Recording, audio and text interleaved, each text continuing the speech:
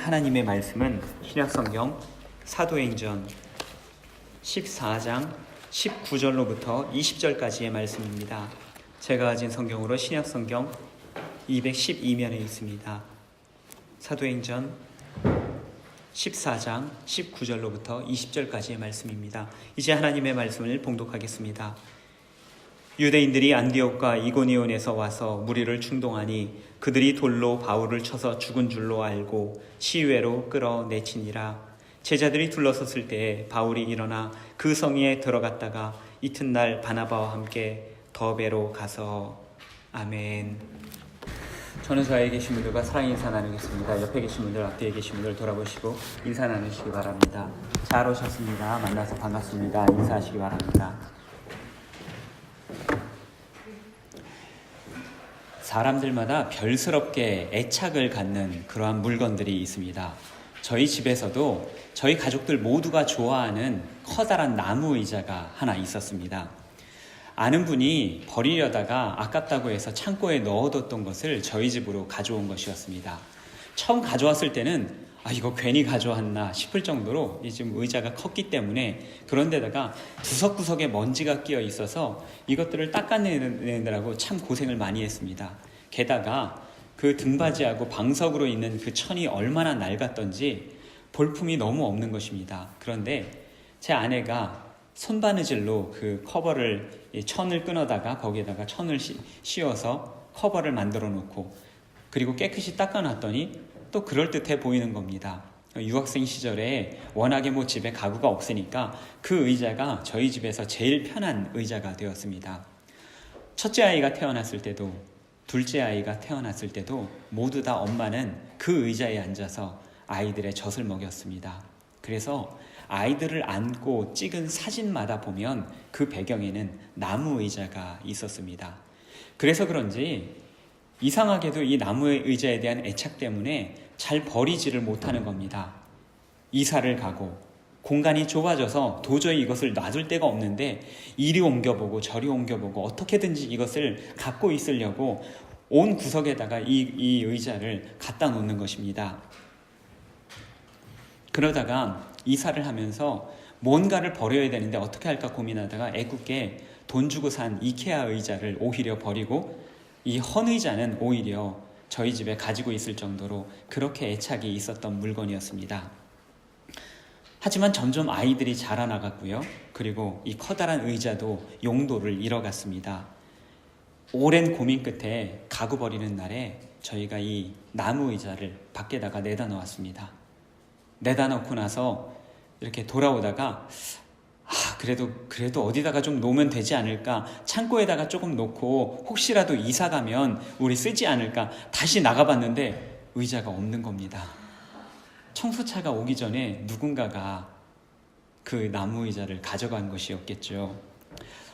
그래서 괜히 내다 놨나 그런 생각을 하고 집으로 들어갔는데 거실에서 저희 두 아이가 뒹굴면서 놀고 있는 것입니다. 의자를 놓았던 자리에, 공간이 없어서 애들이 놀지 못했던 그 거실에서 그 나무 의자가 사라지고 나니까 공간이 넓어지고 환해졌습니다. 거기에서 아이들이 뒹굴고 놀고 있었던 것입니다. 분명히 애착이 가는 소중한 물건이었는데 포기하고 나니까, 버리고 나니까 더 좋은 것이 생겼습니다. 공간이라는 것이었습니다. 제가 쉴 수 있고 제 아이들이 뒹굴면서 놀 수 있는 공간이 생겼습니다. 이는 비단 낡은 의자에만 해당되는 것이 아닐 것입니다. 세상은 늘 우리들에게 어떻게 하면 움켜질까, 이런 것들을 알려주곤 하죠. 그러나 때때로 우리는 버림으로써 더 많은 것을 얻어내기도 합니다. 그리고 그것이 바로 성경이 우리에게 가르쳐주는 것입니다. 성경은 저와 여러분들에게 포기하는 법을 알려줍니다. 그런데 포기하는 것만 가르쳐주는 것이 아니라 포기하면 얻게 된다는 역설을 또한 가르쳐줍니다. 하나님 안에서 버리는 것은 얻는 것이 되기도 합니다. 포기하는 것은 성취하는 것이 되기도 합니다. 영성이란 비움에서부터 시작이 됩니다.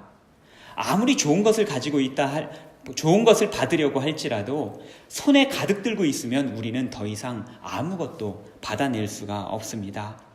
우리의 잔에 많은 것을 받고 싶었지만 잔이 이미 가득 차 있으면 어떠한 것도 얻어낼 수가 없습니다. 하나님으로부터 채움을 받기 위해서는 먼저 우리의 잔을 비워내야만 합니다. 그 후에야 비로소 하나님께서 나에게 무엇을 부어주실지 우리는 받아낼 수 있는 것입니다. 어른들은 사실 이것들을 잘 못하는데요. 아이들은 이것들을 참 잘하는 편입니다. 아이들이 일찍 배우는 단어 중에 하나가 주세요라고 하는 말이죠. 아이들이 두 손 모으고 삼촌들, 이모들, 엄마, 아빠한테 가서 주세요 하면 없는 것도 만들어서 주고 싶은 그런 마음이 생겨납니다. 저희 첫째 아이는 말이 빨라서 그런지 발음이 조금 부정확했습니다. 그래서 주세요를 하지 못하고 주야, 앞에 와서 이 조그만 아이가 주야 그러면 주머니에서 뭐라도 꺼내서 주고 싶은 그런 마음이었죠. 그런데 제가 그 아이를 보면서 한 가지 깨달은 것이 있었습니다. 아이가 뭔가 아빠 손에 있는 것을 받고 싶을 때면 자기 손에 들고 있었던 것을 금세 놓아버린다는 겁니다. 그래야지만이 아빠 손에 있는 것을 자기 손에 받아낼 수 있기 때문이죠. 그래서 그렇게 잘 가지고 놀았던 장난감도 소중하게 생각했던 것도 더 좋은 것을 받기 위해서는 그것을 금방 포기하고 내어버리는 것이었습니다. 그래야만 새로운 것으로 채워지기 때문입니다. 오늘은 저희가 바울의 이야기를 통해서 바울이 그가 무엇을 포기했고 무엇을 내려놓았고 무엇을 얻었는가 저희가 함께 생각을 해보려고 합니다.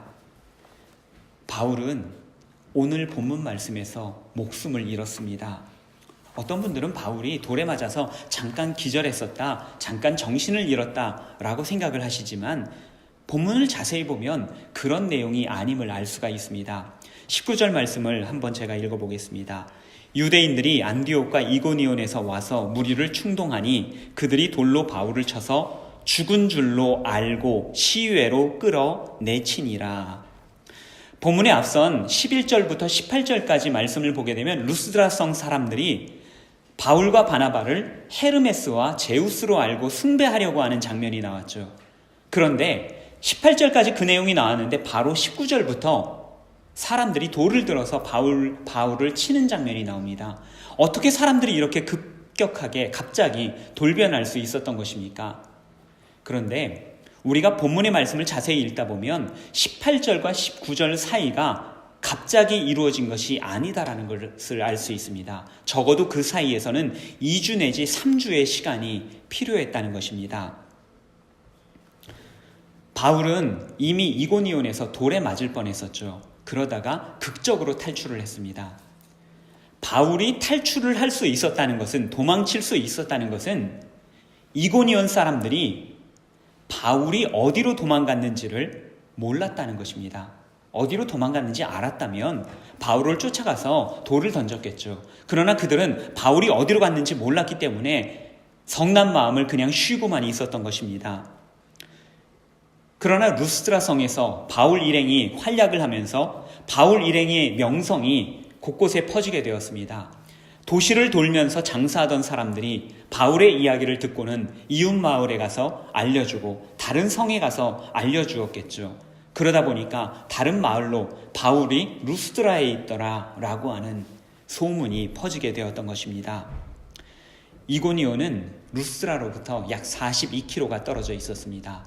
그리고 비시디아 안디옥이라고 하는 도시는 루스드라로부터 약 170km가 떨어져 있었습니다. 옛날 사람들의 이동 속도를 생각을 해보면 최소한 일주일은 걸어서 가야지 비시디아 안디옥에서 루스드라까지 도착할 수 있는 거리였습니다. 장사하는 사람이 바울의 소식을 듣고서 그것을 전해주는 데까지 최소한 일주일이 걸렸고, 또한 그 사람들이 소식을 듣고 찾아오는데도 최소한 일주일이 넘는 시간이 걸렸다는 이야기입니다. 이들이 일주일이 넘는 먼 거리를 찾아온 것은 그 목적은 분명했습니다. 바울을 죽이는 것이었습니다. 유대인들은 루스드라에 도착하면서부터 이방인들을 선동하기 시작했죠. 그리고 바울을 향해서 돌을 던졌습니다. 바울이 하는 선교 활동, 복음 전도 활동이 밉기 때문에 그것을 막으려고 한 것이 그냥 너 전도 활동 하지 마라 라고 경고를 하기 위해서 그렇게 했었던 것이 아니었습니다. 바울에게 던진 돌은 위협을 하기 위해서 던진 돌이 아니라 바울에게 죽으라고 던진 돌이었습니다. 이러한 유대인들을 보다 보면 문득 겁이 날 때가 있습니다. 하나님을 믿는다는 사람들이 어떻게 이렇게 악할 수가 있는가? 하나님을 믿어도 잘못 믿으면 이렇게 악해질 수 있구나 라는 생각을 해보게 됩니다. 도그마라고 하는 것이 있죠. 교리 신조라고 하는 건데 그 중에서도 가장 중요한 것을 도그마라고 합니다. 제가 신학교 다닐 때 저희 교수님이 그런 얘기를 합니다. 이 도그마가 상당히 중요한데 이 도그마를 잘못 생각하게 되면 개싸움을 하게 된다. 그래서 이게 굉장히 중요하다. 그런 이야기를 해준 적이 있었습니다. 도그마라든지 교리와 신조, 법률, 규칙, 원칙들 이런 것들을 따지다 보면 사람이 더 이상 보이지 않게 됩니다. 생명이 더 이상 보이지 않게 됩니다. 오직 명분만 남게 되고 그리고 자기만 의로운 것처럼 보여지게 됩니다. 이러한 것은 신앙이 아닙니다. 하나님을 모르는 것이고 말씀도 모르는 것이며 진실된 신앙도 아닙니다. 참된 신앙은 사람을 생각하는 신앙입니다. 생명을 생각하는 신앙입니다. 그 사람들을, 그 생명들을 하나님께서 창조하셨기 때문입니다. 그러나 유대인들은 사람들을 선동하여서 돌로 바울을 쳤습니다. 19절을 보면 그들은 바울이 죽은 줄로 알았다라고 기록을 하고 있죠. 여기서 알았다라고 하는 헬라어 표현은 노미조라고 하는데 알다, 생각하다, 믿다라는 뜻입니다. 그런데 특별히 이 말은 확신에 찬 믿음을 표현할 때 사용되는 단어라고 합니다. 다시 말해서 유대인들은 사도 바울이 죽은 줄로만 확신했다라고 하는 것입니다. 바울을 죽이려는 단 한 가지 목적으로 일주일을 걸어온 사람들이었습니다. 그 사람들이 단지 바울이 기절한 것을 보고 바울이 죽었겠구나 생각하고 돌아갔겠습니까? 그럴 만한 사람들이 아니었습니다. 그들은 돌 던지기를 마친 후에도 또한 바울의 시신을 성 밖으로 끌어내친 이후에도 바울이 죽었던 것을 확실하게 확인했을 것입니다. 그리고 나서야 비로소 그들은 성 안으로 사라졌습니다. 바울이 돌에 맞아 죽는 장면을 볼 때마다 깨지기 쉬운 우리 연약한 인간의 생명을 생각을 해봅니다. 바울이 돌을 여러 대를 맞았겠죠. 수많은 돌을 맞았겠지만 마지막에 결국 그의 생명을 빼앗아간 것은 마지막 돌 한 방이었습니다. 그것을 맞지 않았으면 그의 목숨이 간신히라도 붙어 있을 수 있었던 것이고 그 돌을 맞았을 때 기절하면서 목숨을 잃으면 그것으로 끝장이 나는 것이 우리 인생입니다. 아무리 많은 것을 가지고 있다 할지라도 아무리 의로운 삶을 살았다 할지라도 인생은 결국 돌 하나에 산산조각 날 수밖에 없는 연약한 것이라는 말씀입니다. 바울이 돌에 맞아 죽었습니다. 바울의 죽음은 여러 가지로 이해하기 어려운 면이 있습니다. 인간적인 생각에서 이해하기 어려운 부분들이 있습니다. 바울은 한때 출세의 길을 잘 나가던 그런 전도 유망한 청년이었죠. 그는 독실한 유대교인이었고요. 초대교회를 핍박했으며 그가 던진 돌에 스데반 집사가 순교를 하기도 하였습니다. 그런데 20년의 시간이 지난 이후에 바로 그가 그때 스데반처럼 그렇게 돌에 맞아 죽을 줄 누가 감히 상상이나 했겠습니까? 왜 도대체 바울은 굳이 자신의 모든 경력을 버리고 고생하고 핍박받으며 심지어 돌에 맞는 길을 선택했던 것입니까? 더욱 이해가 가지 않는 것은 바울의 외로운 죽음이었습니다. 바울은 분명 혼자 루스드라를 여행한 것이 아니었습니다. 거기에는 바나바도 있었고요. 바울의 제자들도 있었습니다. 바울의 복음 전도를 통해서 새롭게 복음을 믿게 된 사람들이었죠. 20절 앞부분에 제자들이라고 언급된 사람들이 바로 그 사람들이었습니다. 그런데 과연 이들은 바울이 돌에 맞을 때 어디 있었던 것입니까? 바나바는 바울에게 동료였고요. 제자들은 복음을 전해준 은인이었던 사람이었습니다. 그러나 바울이 유대인들에게 끌려가서 돌에 맞을 때 그의 곁에는 아무도 남아있지 않았었습니다. 그 누구도 그들을 말리거나 바울을 도와주지 않았습니다. 그 누구도 곁에 서서 함께 돌을 맞아준 사람도 없었습니다. 바울은 홀로 철저하게 외롭게 돌에 맞아 숨을 거두었습니다. 오늘 우리는 과연 다른 사람들의 어려움에 우리 신앙의 동료들의 신앙의 스승들에게 아니면 우리 이웃들에게 그들의 고통에 외면하지는 않았는지 우리 자신을 스스로 돌아보게 하는 그런 대목입니다. 돌에 맞은 죽음은 그 어떤 죽음보다도 비참한 모습이었을 것입니다. 온몸이 다 상해 있고 찢겨지고 흘린 피에 그가 입었던 옷은 모두 다 누더기가 되었을 것입니다. 바울은 죽은 후에도 조금도 존중되지 못했죠. 사람들은 바울의 시신을 끌어다가 마치 쓰레기 봉투 끌고 가듯이 끌어다가 성 밖에다가 내동댕이 쳤습니다.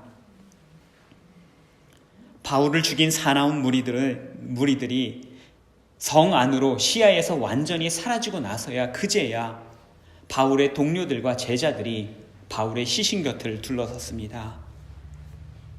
바울이 어떤 사람입니까? 부활과 영생을 설교하던 그였는데 그가 그렇게 비참한 모습으로 피를 흘리고 죽어 있었습니다.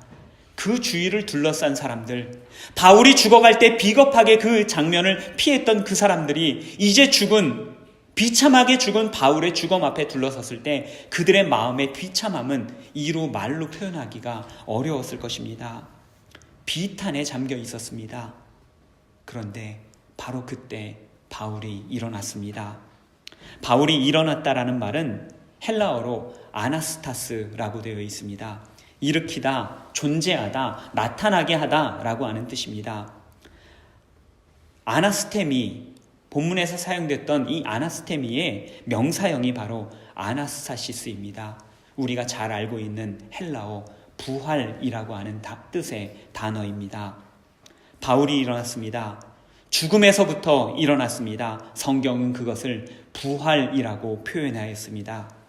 의학적으로 그가 완벽한 죽음에서부터 일어났는지 우리는 알 길이 없습니다. 성경도 그것을 우리에게 말해주고 있지는 않습니다. 그러나 인식론적인 측면에서 그는 모든 사람들이 명백히 죽었다라고 판단되는 그러한 상황에서부터 일어난 것이었습니다. 모든 것을 하나님께 맡긴 바울의 삶을 하나님께서 다시 일으켜 주셨던 것입니다. 우리는 모두 세상에서 죽은 사람들입니다. 하나님과 단절된 우리는 영적으로 죽은 존재들입니다. 그러나 죽을 우리의 영을 하나님께서 다시 살리셨습니다. 이것이 그리스도인의 삶입니다. 부활의 삶을 살아가는 것, 세상에서 죽고 하나님 안에서 살아가는 삶을 사는 것입니다. 세상 영화를 포기하고 하나님을 선택한 바울을 하나님께서 살려주셨습니다. 하지만 죽음에서부터 일어났으나 바울의 삶에는 여전히 고난이 계속되었습니다. 바울이 죽음에서부터 일어났을 때 그의 모습이 어떠했겠습니까? 툭툭 털면서 죽는 줄 알았네 하면서 일어났겠습니까? 마치 죽는 연기를 했던 배우들이 일어나는 것처럼 그랬겠습니까? 그렇지 않았을 것입니다. 여전히 온몸이 멍들어 있고 아프고 피가 흐르고 곳곳은 찢어지고 상한 채로 어쩌면 그는 간신히 눈만 부르르 떴을지도 모릅니다. 그가 돌에 맞을 때, 정신을 잃을 때 어쩌면 그는 그런 생각을 했을지 모르죠. 이제 끝이구나. 내가 주님의 복음을 전한다고 그래도 나름 수고를 했는데 이제 이걸로 끝이 나는구나. 이걸로 끝나면 나는 이제 맑고 밝은 천국에서 우리 주님의 얼굴을 보겠구나. 주님을 만날 수 있겠구나. 그러면서 눈을 감았을 것입니다. 그런데 가까스로 눈을 떠보니까 그곳은 여전히 황량한 성밖에 벌판이었습니다. 온몸은 찢어지고 상하고 아픈 몸이 그 아픔 때문에 일어서기조차 쉽지 않았을 것입니다. 그러나 바울은 자신에게 돌을 던졌던 루스드라 성으로 다시 들어갔습니다. 그리고 그 이튿날에 20절 말씀을 보게 되면 그 이튿날에 또다시 복음을 전하기 위하여 새로운 여행길에 올랐습니다. 이처럼 바울의 삶은 자신의 삶과 죽음에 조금도 개의치 않는 그러한 삶을 살았습니다. 그것은 오래전 자신의 손에 죽어갔었던 수많은 그리스도인들에 대한 속죄의 삶을 살았던 것이 아닌가 싶습니다. 자신이 핍박한 주님께 대한 사죄의 삶이었습니다. 그는 갈라디아서 2장 20절에서 이렇게 고백을 하였죠. 내가 그리스도와 함께 십자가에 못 박혔나니 그런즉 이제 내가 산 것이 아니요 오직 내 안에 그리스도께서 사신 것이라. 이제 내가 육체 가운데 사는 것은 나를 사랑하사 나를 위하여 자기 목숨을 버리신 하나님의 아들을 믿는 믿음 안에서 사는 것이라. 이와 같은 믿음의 고백이 있었기 때문에 그는 세상에 얽매이지 않고 주님만을 위한 삶을 살 수가 있었던 것입니다. 바울은 세상을 선택하지 않고 하나님만을 선택하는 삶이 어떤 것인지 온몸으로 우리에게 보여주었습니다. 비록 세상에서는 영화를 누리지 못하고 또한 숱한 고생을 당하였습니다. 하지만 그는 하나님으로부터 가장 좋은 선물, 영생의 선물을 받았습니다. 아시시의 성자 프란체스코가 기도문을 남겼는데 그 기도문의 마지막에 다음과 같은 문구가 있습니다. 우리는 줌으로써 받고 용서함으로써 용서받으며 자기를 버리고 죽음으로써 영생을 얻기 때문입니다. 하나님께서 주시는 영생을 받기 위해서 우리가 지불할 것은 아무것도 없습니다. 다만 돌 하나에 산산조각 날 수도 있는 우리 인생에 대한 욕망들만 내어버리면 됩니다. 부서지기 쉬운, 부서질 수밖에 없는 욕망을 놓아버리면서 영원한 생명, 죽음에서 부활로 이끄시는 참 생명을 얻는 것입니다.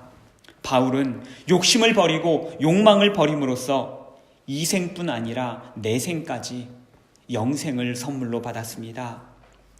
그래서 그는 죽음도 두려워하지 않는 삶, 주님께 온전히 맡겨진 삶을 살 수 있었던 것입니다. 세상에는 살아도 죽은 것처럼 살아가는 사람들이 있습니다. 그런 사람들이 있는가 하면 죽어도 살 것처럼 살아가는 사람들이 있습니다. 사랑하는 교우 여러분, 우리 모두는 주님의 부활을 지고 살아가는 사람들입니다. 부활을 몸에 지니고 살아가는 사람들은 죽어도 살 것처럼 사는 사람들임을 믿습니다. 저와 여러분의 모든 믿음의 고백이, 우리들의 삶에 대한 고백이 바로 이와 같았으면 좋겠습니다. 우리가 말씀 후에 함께 부를 찬송 338장은 바울과 같이 순례의 길을 걸어가는 사람들의 삶의 자세를 우리에게 잘 보여줍니다. 내 주를 가까이 하게 함은 십자가 짐 같은 고생이나 내 일생 소원은 늘 찬송하면서 주께 더 나아가기 원합니다. 숨질 때 되도록 늘 찬송하면서 주께 더 나아가기 원합니다. 과학을 신봉하는 현대인들은 기독교의 창조론을 논박하죠. 또한 기독교 내에서는 진화론에 대한 거부감이 상당합니다. 그런데 교회에서 가르치는 창조론이라는 것이 물리적이고 물질적으로 정의되는 것은 아닙니다. 하나님께서 여러분을 창조하셨다는 것을 여러분들은 믿으십니까? 예, 이럴 때 아멘 하셔야죠. 예, 아멘 믿습니다. 그런데 저는 제가 가지고 있는 이 몸은 저의 부모님이 저에게 물려주신 것입니다. 저는 부모님의 몸으로부터 태어났습니다. 하나님께서 아담을 창조하실 때처럼 흙으로 저를 빚으신 것이 아니라 저의 부모님을 통해서 저는 이 세상에 태어났습니다. 그러나 저는 하나님께서 저를 창조하셨다는 것을 믿습니다. 이것이 무슨 내용입니까? 우리의 믿음이 하나님께서 창조하셨다고 하는 것에 대한 믿음이 물질적이고 육체적이지 않다라는 것입니다. 우리가 믿는 하나님의 창조는 신학에 관한 문제이고 우리 믿음에 관한 문제이고 우리 삶에 관한 관점에 대한 문제입니다. 따라서 창조론은 세상의 과학과는 차원이 다른 문제라는 것입니다. 세상은 진화론을 가르칩니다. 진화론의 핵심이 무엇입니까? 적자 생존입니다. 강한 것이 살아남고 약한 것이 도태되고 죽어가는 것이 진화론의 핵심입니다. 따라서 진화론에 있어서는 약한 것은 존재할 의미가 없어집니다. 왜냐하면 그것들은 다 사라질 것이기 때문입니다. 그러나 창조론적 사고는 다릅니다. 모든 것을 하나님께서 창조하셨습니다. 큰 것이나 작은 것이나 강한 것이나 약한 것이나 이 모든 것을 하나님께서 창조하셨습니다. 하나님께서 창조하신 데에는 이유가 있습니다. 모든 존재에는 의미가 있다라는 말씀입니다. 삶을 살아가는 이유가 있습니다. 그 이유를 찾아가는 것이 바로 신앙의 길입니다. 순례의 길입니다. 그리고 오늘 본문의 바울이 평생 그 길을 살아가는 모습을 저와 여러분에게 보여주고 있습니다. 하나님께서 저와 여러분을 창조하셨습니다. 그리고 그분은 우리를 향한 가장 좋은 계획을 가지고 계십니다. 벌써 2019년 3월에 들어섰습니다. 제가 아직도 한국 정서가 마음속에 많이 남아있는지 3월만 되면 왠지 마음이 설렙니다. 왜 그러죠? 새 학기가 되고 새 학년이 되는 그런 기분이 자꾸 이렇게 들어오는 겁니다. 그래서 3월만 되면 뭔가 새롭게 시작하는 것 같고 그런 생각이 듭니다. 이제 곧 봄이 되죠. 새롭게 피어날 한 해에 여러분들은 무엇을 위해서 살아가시겠습니까?